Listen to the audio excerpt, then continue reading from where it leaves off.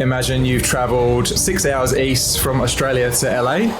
We're traveling forward in time. If we land in the morning, your body's still going to think it's the middle of the night. That's why your body feels off. When everyone thinks of jet lag, they're like, oh, it's all bad. But there's actually positive and negative symptoms depending on which direction you travel in. Welcome to Chief Life, the podcast that cuts the crap with science-backed insights on health, nutrition, and performance. Get expert advice, actionable tips, and everything you need to take control of your health and live your best life. Let's get started. Today, we are joined by a scientist who specializes in helping traveling athletes optimize their performance while battling jet lag. We'll dig into why jet lag happens, how it impacts your physical and mental game, and most importantly, how to beat it. Plus, we'll share practical tips for staying healthy during travel and avoiding post-flight sickness. Dr. Peter Fowler is an Australian expert in sports science and exercise physiology, known for his work in travel management and strategies to mitigate the effects of jet lag, particularly in elite sports. Hi, Peter. Thank you so much for coming on our podcast. I'm super excited for this episode, and I'm excited for all of our audience because Aussies travel so much and everyone hates jet lag. So I'm keen to learn how do we minimize it or avoid it. Thanks heaps for having me on. Yeah, we're definitely in a difficult position over here in Australia. Whenever you travel, it's far. So yeah. 100%. We need this. The first question I have, I know that you did PhD in travel and managing jet lag. What made you start researching this topic? Basically, so a bit of background on me. I'm originally from the UK. I first came to Australia to work at the Australian Institute of Sport, so position in the physiology department there. Soon became apparent once I finished my internship there that if I wanted to get a job in sport, I had to do a PhD. So when I was researching potential topics for that, I basically found a bit of a gap in the research for travel. So there was a lot of theory stuff, which is important. A lot of stuff done in the laboratory, which is important. And we'll go through some of that stuff today. But what was missing was stuff done in the field, stuff done with athletes, stuff with measures that are applicable to athletes, so like certain kind of performance measures and things like that. So that was basically it. Found the gap in the research and made it happen from there, basically. Excellent. I'm glad you did. And before we dig into the practical stuff, I actually want to ask some basic questions about jet lag because some people don't even know what jet lag is. So can you please tell us why do we get jet lag, what it actually is? Absolutely. So what I'm going to do here, I'm not going to do this for every question, I promise. Just go through a few kind of background pieces, I guess, that will make everything else easier to understand. So in terms of jet lag, there's kind of two key things to understand first. First is what is the body clock? So basically, if you think of an orchestra, the body clock is the conductor. So it's like your internal personal timekeeper. It's making sure that you're feeling sleepy and alert at the right times of day each day. And what is conducting, like the instruments, I guess, are your circadian rhythms. So they're internally driven rhythms that have a high point and a low point each day. An example of that would be our circadian rhythms in body temperature and melatonin, because they control when we feel sleepy and alert. And they basically run for, like, they're internally driven, they run for slightly longer than 24 hours every day. And that's important. We'll come back to that point, them running slightly longer than 24 hours. But in addition to the body clock and the conductor, they also need external cues like light and darkness to align them with our 24-hour day. Basically the body clock is the conductor. The circadian rhythms and things like when we feel sleepy and alert are the instruments, and the body clock is making sure that all the instruments play in tune. So that's kind of the background. Then if we talk about what is jet lag? Jet lag is when our body clock is misaligned or is not in alignment with the new time zone when we do long haul travel across multiple time zones. So because of this, our circadian rhythms are also out of sync with the new time zone. So jet lag is also referred to as circadian dysrhythmia. And what will affect how strong and how long these jet lag symptoms last is how many time zones we cross and the direction of our travel. So if we go back to the orchestra analogy, imagine you've traveled 6 hours east from Australia to LA. We're traveling forward in time. So if we land in the morning, your body's still going to think it's the middle of the night. So now all the instruments are basically playing out of tune, and that's why your body feels off. Okay. I hope that's. I hope that will make sense. Yeah, that's interesting. I want to point out that it's important the direction you travel to and the number of time zones you cross. Yes. So then, how does jet lag affect our physical and mental performance, and what are the main symptoms? Yeah, so I said I wasn't going to do this for every question, but I'm going to do it for this question as well. So in addition to the body clock and your circadian rhythms, I just wanted to highlight body temperature as a circadian rhythm. Now, this is really important for jet lag, and then when we talk about timing of jet lag interventions and things like that. This one's really important because I mentioned before, it aligns with when you feel alert and sleepy. Research has also shown that the circadian rhythm in body temperature is closely aligned with the circadian rhythm in performance. So what we find with body temperature is our lowest body temperature happens early in the morning. And basically the 2 to 3 hours either side of this is when we're going to feel most sleepy. And our alertness is going to be at its lowest. So our physical and mental performance will be at its worst. We use this body temperature minimum is what we call it. We use this as a marker of our body clock, and I'll come back to that later when we talk about timings and interventions. And then the highest body temperature we have occurs around, depends on the person's sleep and wake times, but around mid-afternoon, 4 or 5 o'clock. And this is when we're most alert. So the 2 to 3 hours either side of this is when our physical and mental performance is going to be at its best. So the reason I kind of went through that first is because when everyone thinks of jet lag, they're like, oh, it's all bad. But there's actually positive and negative symptoms depending on which direction you travel in. So for example, if we're traveling west, now bear with me here, like I do this all the time, but this still like makes my brain scramble a little bit. So for example, when we travel west, for example, we're traveling from Australia to Dubai. It's about a 6-hour difference. We're traveling back in time. So our body clock is going to be running ahead of the local time.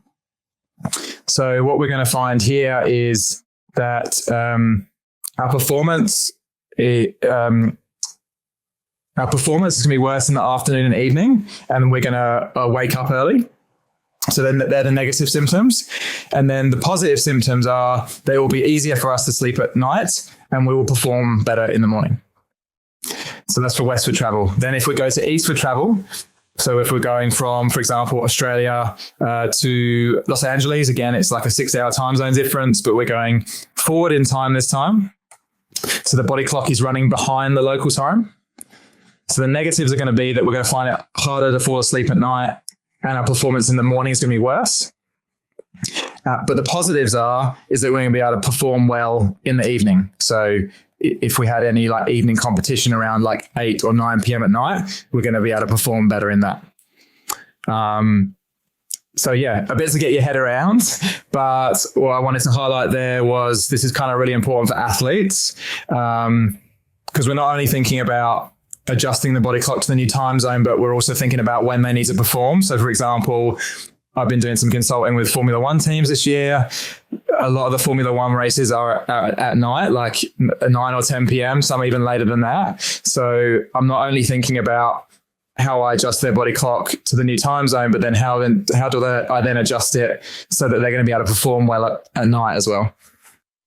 That's fascinating. So besides the alertness and sleepiness, are there any other symptoms of jet lag?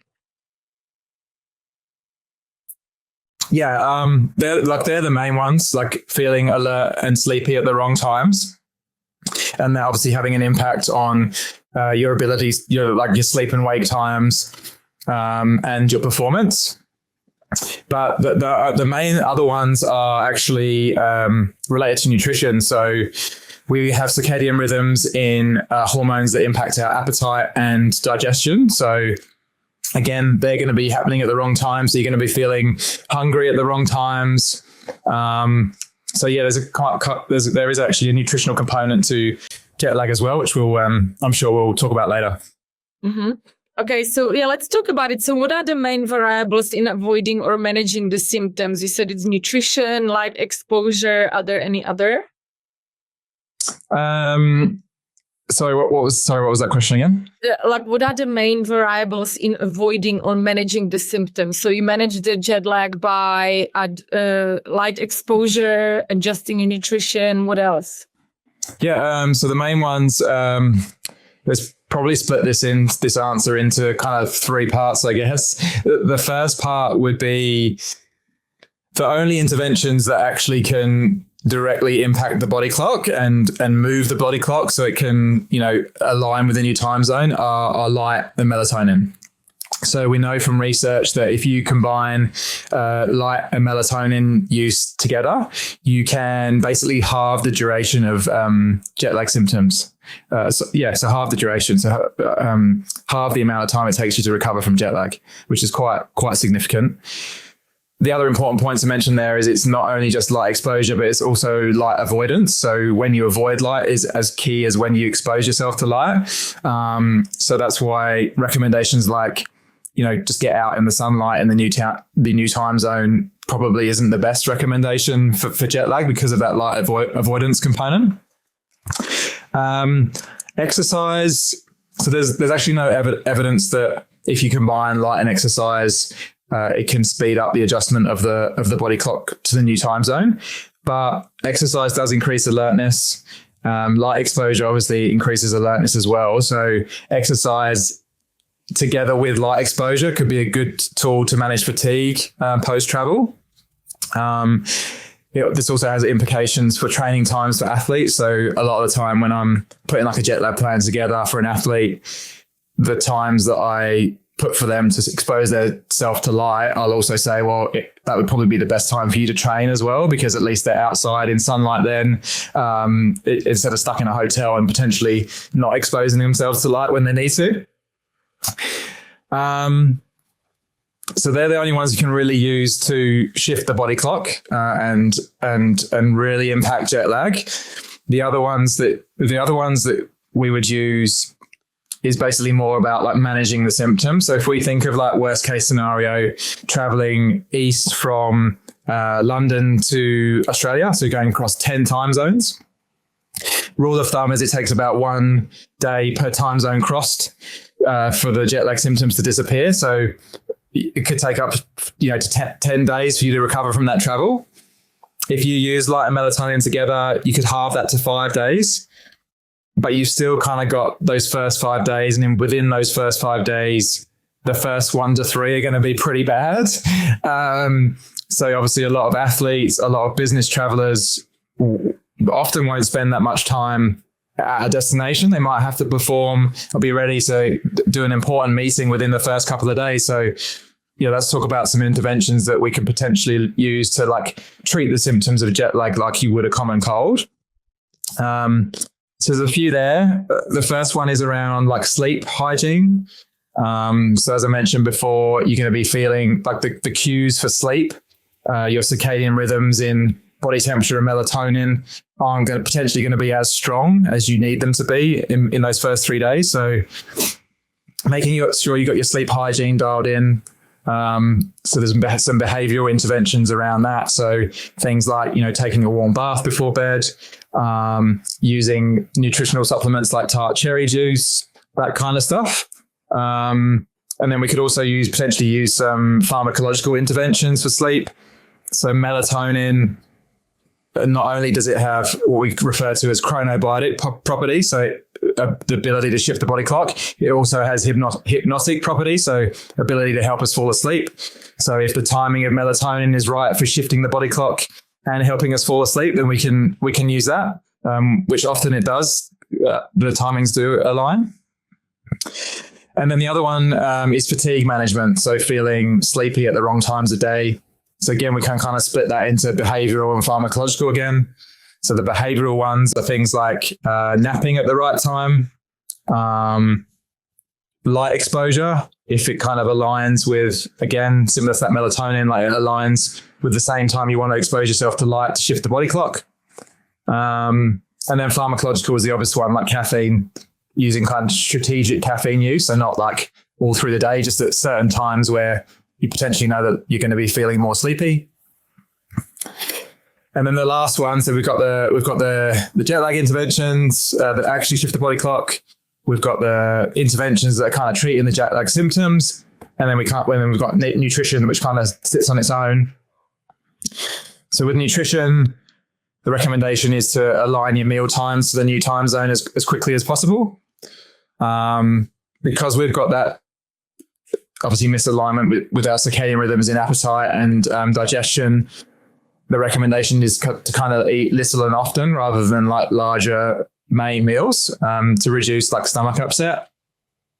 And then there's some evidence, it's not super strong. Again, you'll probably be able to tell me more on this. You're more of an expert in the area of nutrition than I am, but potentially using carbohydrate heavy meals to promote sleepiness and protein heavy meals to promote alertness, and varying the timing of those depending on where your body clock is at. Yeah, that's cool. I just also wanted to ask you, what do you think about the airplane food? Do you think it makes your jet lag worse? And next question, do you think athletes or like anyone should bring their own food on a plane, or is it better to just fast while you're flying? It's a good question. I think going back to, and that's kind of why I went through the body clock and circadian rhythms to start with. So because nutrition doesn't directly impact the body clock, it can't actually make jet lag better or worse. So it's more around like comfort, like discomfort and managing like stomach upset and things like that. Anyone who's traveled economy before knows that the quality of food is poor on there. So what I normally recommend is for people to bring on like a portable travel toolkit. So in that is sleep. I can go through the whole of it a bit later, but sleep hygiene stuff, nutrition things, moisture to like keep your airways moist because the cabin environment's really dry. And compression socks that help with improving blood flow. But in terms of the nutrition stuff, you're looking to pack, easy to pack things that are non-perishable. I think Chief Nutrition have quite a few of options there that you could potentially have in your travel toolkit. So packing those kind of supplemental foods, to have those rather than the airplane food, because as I mentioned before, the strategy we probably want to use definitely after, but maybe even during, is to like eat little and often, because you're gonna have that mismatch in circadian rhythms in appetite and digestion. And then, as I mentioned before, again, the stuff around carbohydrate heavy snacks or meals and promoting sleepiness, and protein, more protein dominant snacks or meals to promote alertness, and varying the timing of those. Yeah, that's great. And what about like biohacking tools for beating jet lag? Blue light blocking glasses or any other tools that can help? What do you think about them? And do you have any tips in that area? Like me personally, I'm not a massive fan of the whole biohacking. I feel like, I think it's kind of related to recovery as well. Those kind of things like the blue light blocking glasses. There's also some jet lag apps out there as well that can help with the timing of, light and melatonin. I'd say they're like the 1%ers. So in terms of travel, the main things you want to be focusing on are making sure you don't get sick. That's number one, because if you get sick, there's an increased chance of getting sick around travel. If you get sick, no like jet lag plan or nutritional intervention is really going to save you. So don't get sick. So making sure you're doing things around that.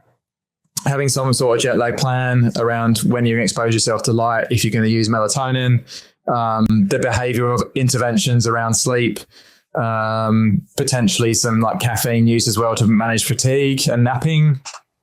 And then if you're doing all that well and you've nailed all of that, then by all means, use some blue light blocking glasses. The way I think about it with all of these interventions is like, is it going to do any harm? I don't think there's any research that shows that blue light blocking glasses are going to do any harm. So they could act as a good placebo. Okay, so you think it's just a placebo? You don't think it actually makes a difference?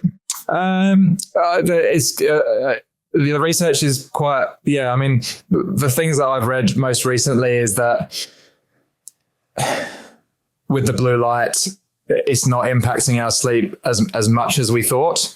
It's still probably a good idea to limit it around bedtime, but I don't think watching one episode of your favorite Netflix show is going to have, without blue light blocking glasses, is going to have a massively detrimental impact on your sleep. There's other things that would potentially have more of a detrimental impact that we'd probably try and tick off first. Yeah, okay. What about, ice baths and sauna and compression boots and all those things are also considered biohacking. What about that for helping to improve the symptoms or minimize the symptoms, I should say? Yeah, I mean, look, the evidence is strong there for those three things. That would be more like a post-travel, I guess what you'd want to treat. How you want to treat travel is like it's travel. People often think travel is like, it's a rest. It's a kind of a rest day. A lot of athletes, I think, and coaches fall into that trap. They're like, travel's a rest day. It's actually quite, physiologically and psychologically stressful. So I kind of look at travel almost like a training session or a training load where you've got to have certain interventions that you use post travel to help recover from that. We know that all three of those things are going to help with reducing inflammation and improving blood flow, which is two things that you really want to do post-travel, particularly if you've been sitting down for long periods of time. I would basically recommend recovery post-travel the same as I would recommend recovery post the training session. Okay, great. That's a good tip. I wanted to ask you also, you mentioned before that the most important thing is to not get sick. Why people get sick so much when they travel? Is it just because of the germs circulating on the plane, or are there any other reasons? There's probably two parts to this. As you mentioned, like a during travel and a post-travel kind of risk factors. There is research that shows in athletes that they're 2 to 3 times more likely to get sick following long-haul travel across more than 5 time zones within the first 14 days after that travel. So during travel, the main risk factors are obviously direct exposure to germs from other people that are sick, but you can also get indirectly sick from them as well by touching like high touch points, so things like the tray table, toilet doors, that kind of stuff, and then touching your eyes, nose, and mouth. So that's an indirect way of obviously getting sick from those people. And then post-travel, the main risk factors are a big change in environment. So going from like hot to cold or going to high altitude, for example. You're also exposed to like new foods, new people, new populations, new germs in a new environment as well. So that also increases your risk. So in terms of things to do about that, I obviously mentioned before my like travel toolkit. So as part of the travel toolkit, what I would recommend, and we got quite good at this around COVID. I think it's kind of lapsed again, but obviously seeing things like a face mask, hand sanitizer, disinfectant wipes to like wipe down the high touch points before you touch them. If you do touch the high touch points, then avoiding touching like your eyes, nose, and mouth. Sneezing into your elbow rather than into your hands. Not sharing drink bottles, quite appropriate for like team sport athletes that love to do that. Post travel, making sure that you're sticking to food drinks that come from like only from sealed bottles, and then obviously making sure that you wash any food that you're consuming thoroughly before you eat it. And then in terms of supplements, again, you'd be more across this than I am at the moment. But the main ones for me that I've kind of recommended in the past are probiotic supplementation about 2 weeks prior to travel. Zinc supplementation within 24 hours of any kind of onset of symptoms of sickness. And then vitamin C is a bit up in the air, isn't it? Like if you're already sick, it's probably not likely to help out, but you may get a modest reduction in the severity or frequency of the symptoms if you are supplementing with it, over a long period of time. Is there anything you would add to that? I think that's great. I think taking whole food supplements like beef liver has got the vitamin C and zinc and all those things system. But I have to reveal here that I've got my travel plan developed by you twice. So I've learned all these things from you. And when I did stick to them, I actually didn't have jet lag, which was amazing. And I keep telling everyone about it. It was amazing. Like I fly between here and Europe all the time because that's where my parents live. And this was the first time in my life I didn't have jet lag when I got the plan developed by you. But some of the bits were very difficult to stick to with the light and dark.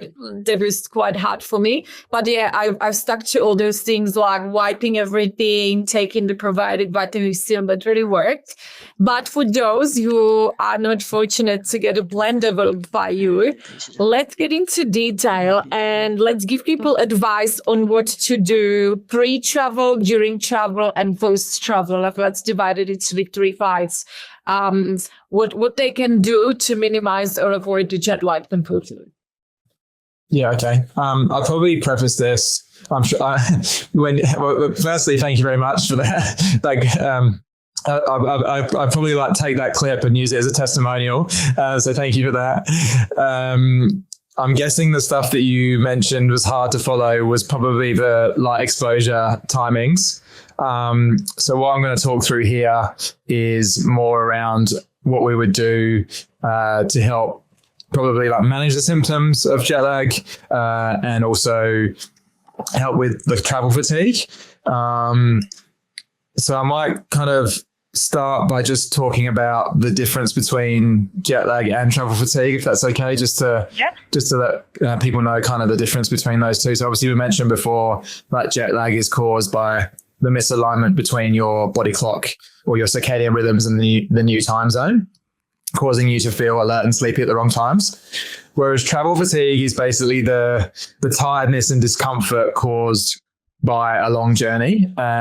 So this could be a long flight where you don't even cross any time zones. So for example, if you flew from Australia to Japan, for example, it's a long flight, but you're crossing maybe one time zone. So that's where travel fatigue would be high, but you wouldn't get any jet lag. Whereas if you're crossing time zones on a long flight, you're getting both travel fatigue and jet lag.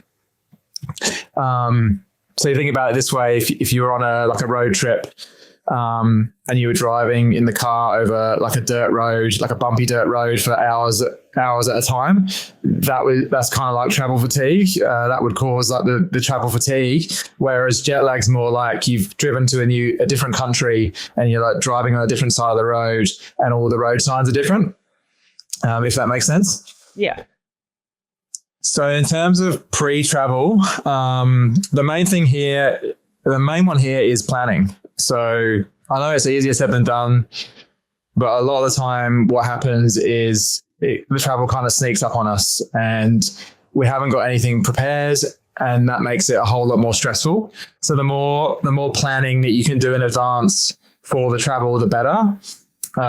Things around making sure you've got all your documentation, if you've got any supplements or medications that you're going to take, things like melatonin, make sure that you've had the appointments with the dietitian or the GP to get those supplements, medications sorted. So you're not making any last ditch trips to those people. Rest is another big one. So again, I've kind of talked about, people thinking like travel is like a rest day where it really isn't. So trying to prioritize as much rest as you can leading into travel. Again, easier said than done. Like I've got 2 kids, so yeah, it's hard, but even if you can increase your nightly sleep duration by half an hour a night, the days leading into travel, because that during travel and probably post travel your sleep's going to be disrupted would be a good thing to do.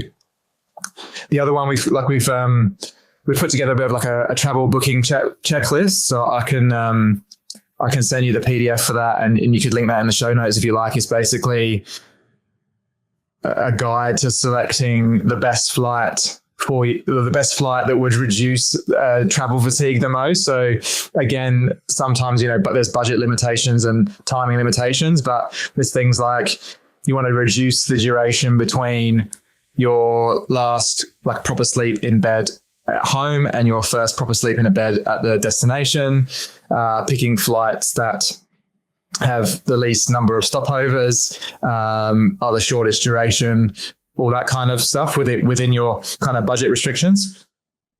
Excuse me.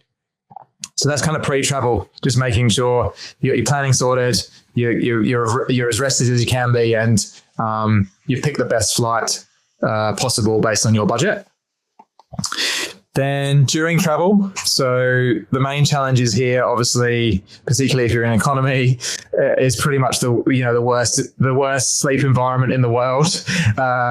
It's noisy, it's light at the wrong times. There's lots of disruptions going on. So again, I'll plug the travel toolkit that I've mentioned before. So in terms of the sleep hygiene stuff, I'd be putting on there eye mask, earplugs or noise cancelling headphones, neck pillow, comfortable loose fitting clothing. You're just trying to make yourself as comfortable as possible, and then also blocking out the noise and the light to try and sleep as much as you can, particularly if you're traveling overnight.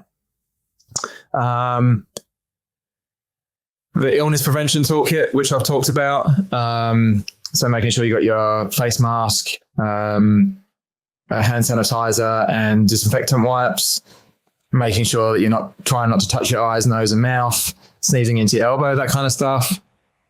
The cabin environment is very dry. So it's very low humidity. So packing things that can help moisturize your face, lips and throat, so like a throat spray, a nose spray, because they get really dry during the flight and that can increase discomfort.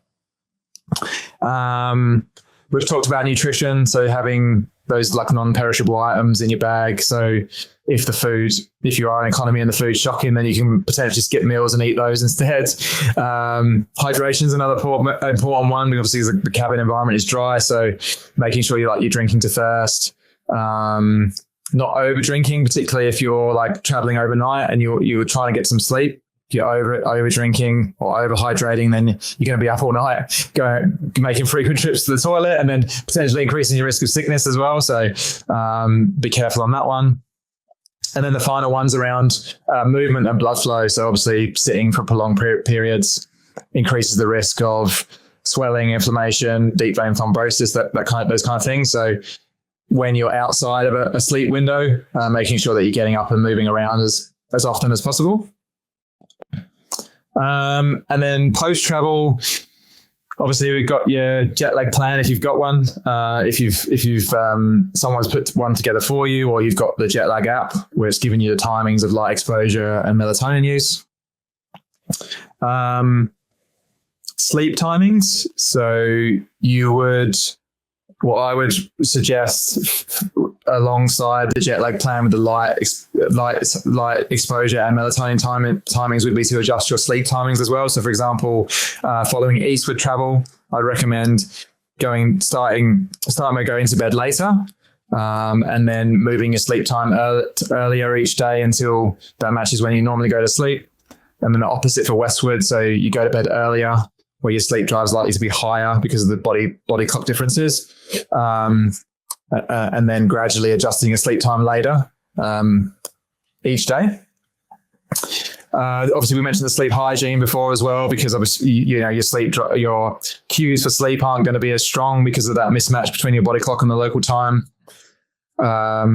We've touched on fatigue management, so strategic napping and caffeine use during the day, particularly when you feel most sleepy. Nutrition. So just to recap, we've talked about aligning your meal times to the new time zone as quickly as possible, eating small amounts more frequently to reduce stomach upset, and then potentially using like carbohydrate heavy meals before bed to promote sleep, and then protein heavy meals, when you're feeling sleepy during the day to promote alertness. And then the final piece of that puzzle would be the recovery strategies that we just talked about in terms of doing designated recovery sessions, whether that's pool recovery, sauna, ice bath, compression boots, or the whole lot, depending on where you're staying. That's quite a comprehensive kind of travel management plan, without worrying too much about light exposure and melatonin timings. Yeah, but you said that the light exposure or not exposure is going to make the biggest difference to the jet lag. Is that right? Correct. Yeah. In terms of if you really want to speed up the adjustment of the body clock to the new time zone and reduce the duration and severity of the symptoms, then the light exposure and melatonin timings will be most important. But if you aren't fortunate enough to be able to have those kind of things, then if you do all of this, then it will at least help to manage the symptoms of jet lag so that the symptoms won't be as severe. Okay, get it. Yeah. Makes sense. It really worked for me when you made that plan, but just to put it out there, some of the parts were very difficult. I remember that I landed from Europe at 7 a.m. in the morning, and the plan said I can't go to bed until midnight. It was so hard. I was sitting at my friend's watching movies and forcing everyone to watch movies. And then it said that I can't expose my eyes to the light until 9 a.m. the next day. But I naturally wake up at 5. So it's just lying in a bed with the eye mask on for my contouring. And it seemed like eternity. And it sounds really strenuous, but it worked. I really did not have the jet lag. So it is worthwhile. But so for those who don't have the access to anyone developing the plan for them, what would be your best app that you'd recommend for that? There's an app called Retimer. Is it Retimer? I'm pretty. Retimer? I think so. Yeah, I'll send you the link. I may have got the name wrong. I used the time zone before. Okay. Yeah.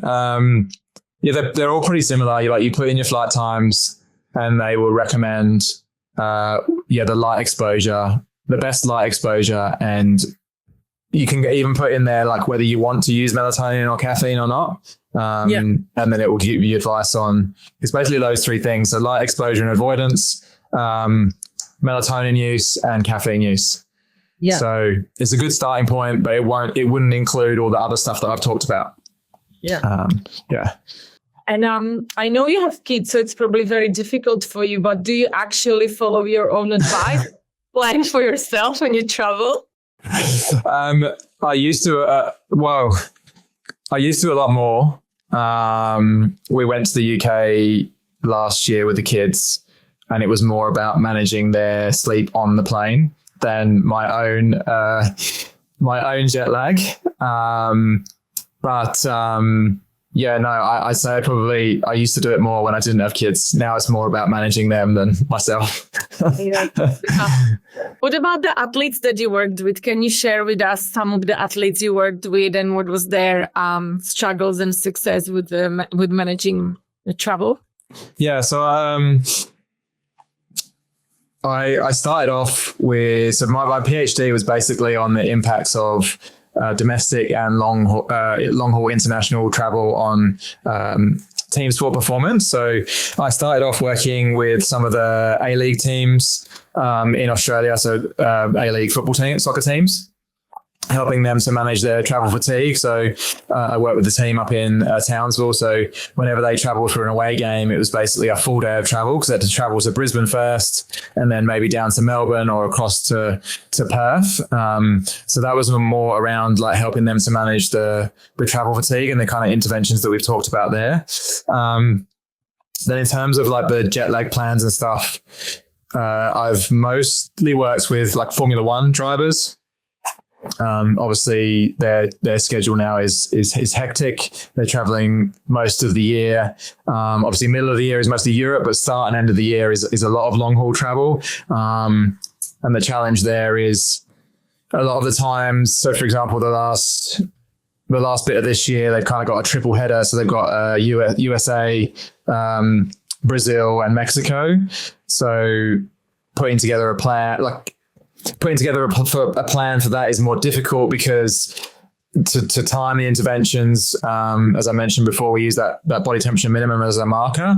And the longer that the travel goes on for, the more difficult it is to know where that body temperature minimum is to time the interventions. And then Premier League football teams as well. So obviously they now do a lot of travel post and pre-season for marketing purposes. So, for example, this year, Newcastle United, who are in the Premier League, they finished their season and then the next day traveled to Australia to play another Premier League team in Melbourne. So I helped them manage that. And then pre-season, they traveled to Japan for another marketing, obviously another marketing tour. So, yeah, helping them. But it's mainly the main challenge with athletes, obviously, is that a lot of the time, you know, when we said it's like 1 day per time zone crossed east, it's about half a day per time zone crossed west to adjust the body clock. A lot of the times they're not even in the place. You know, if you look at tennis players and things like now, they fly to a place, they play the match and then they fly somewhere else. Like they're not even in the time zone for that long. So, that's when you're using more interventions to like manage the symptoms rather than trying to adjust the body clock. Yeah, there's definitely lots of challenges. I mentioned as well, like the timing of their performance. So if they're playing at night, which happens a lot of the time, then taking that into consideration as well, rather than just adjusting the body clock to align with the time zone.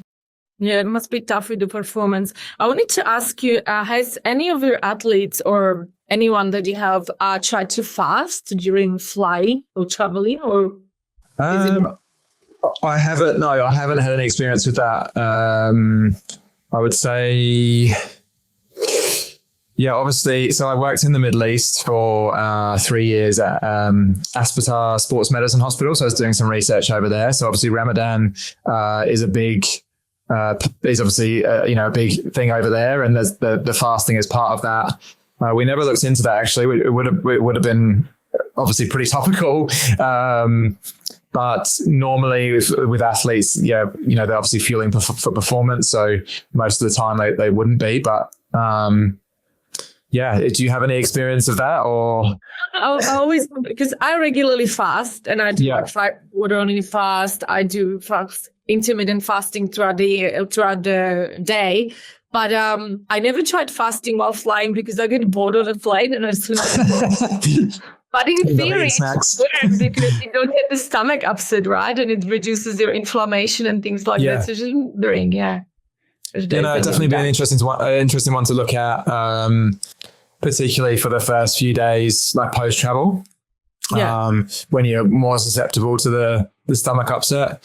I'd say probably more applicable to like business travelers or, people going on holiday, compared to athletes who obviously need to fuel to perform. But definitely an interesting one. If you ever need a subject for that,